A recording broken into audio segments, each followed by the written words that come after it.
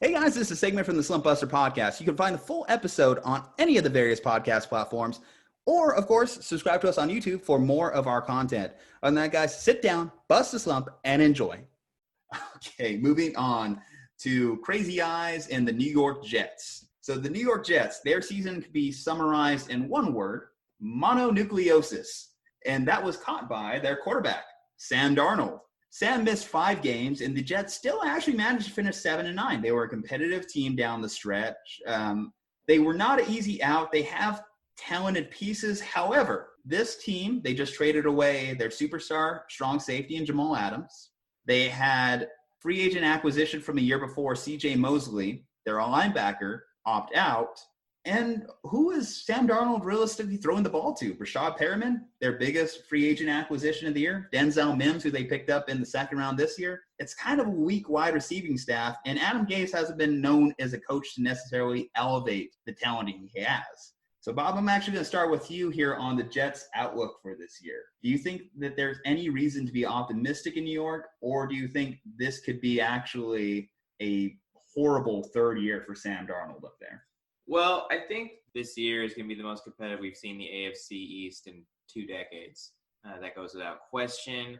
That being said, since the Dolphins outperformed what we thought they were going to do at the beginning of last season, and they have potential to be even better this year, I still think the Patriots have potential to be above 500. And obviously the Bills have made a big step forward. Even though I don't think that the Jets are necessarily going to be the worst team in the league, I could still see them, stepping down.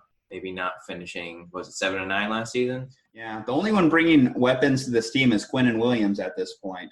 That's a shot, Quinnen Williams. Don't come after me. Kyle, when it comes to the Jets, how do you feel about their outlook?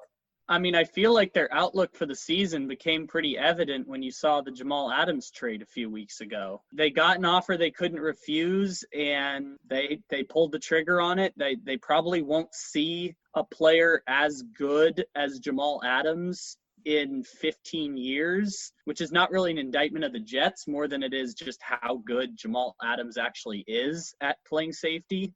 If there's something to be optimistic for them, I'd say it's that Gase is probably going to get fired at the end of the year. And after that, you get new GM, new coach, and they might get to pick their own quarterback. That team totally failed Sam Darnold. It's a tough situation for him to be in, but he's already in year 3, and they're 2 or 3 years away from actually being competitive.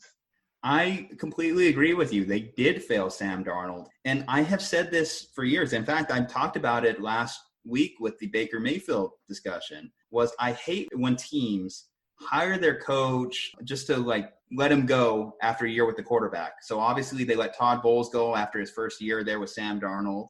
Then they have Adam Gase there for probably just this year. You're right. When you trade away Jamal Adams, it says you're planning for the future. It doesn't say you're planning for the now.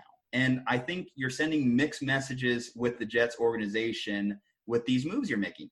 You are right, though. With that deal that the Seahawks offered them, you couldn't pass it up. If we're just being honest about evaluating what a safety means to a team, generally it's not 2 first-round picks and a third and a player. I think Jamal Adams is a fantastic safety, and obviously I would have loved to have him in San Francisco. But at that price, at that level, I would have had to walk away. It was one of those offers that, for certain, Pete Carroll, I don't know what they saw, what they needed, but if they felt that was the right move to put them in competition with the Niners, then fine. But I think that was a wrong move for them long term. But in terms of just 2020, because that's what we're looking at, it really hurts the Jets. They have no presence on defense. As I mentioned, the only star talent that comes to mind is Quinnen Williams, and he didn't have a terrible rookie year, but he didn't have the same production that he had his senior season at Alabama. So I do think that that's not very great when you're talking about a top 5 pick. And with that said, you need more than a defensive lineman to steer your entire defense. They have no linebacker with C.J. Mosley gone. They have no presence in their defensive backfield. They have no wide receivers. Their tight ends are subpar. Le'Veon Bell, if he can shine this year somehow, great. But their offensive line is still rebuilding. They added some pieces to improve there. But this was also, again, one of the worst offensive lines in the league last year. So how much can you really improve between 2019 and 2020? With that said, I have the Jets taking a step backwards this year. I have them finishing 4-12. Bob, you want to add a record to it? 7-9 last year. I'm going to go one below you this time, 3-13. Go.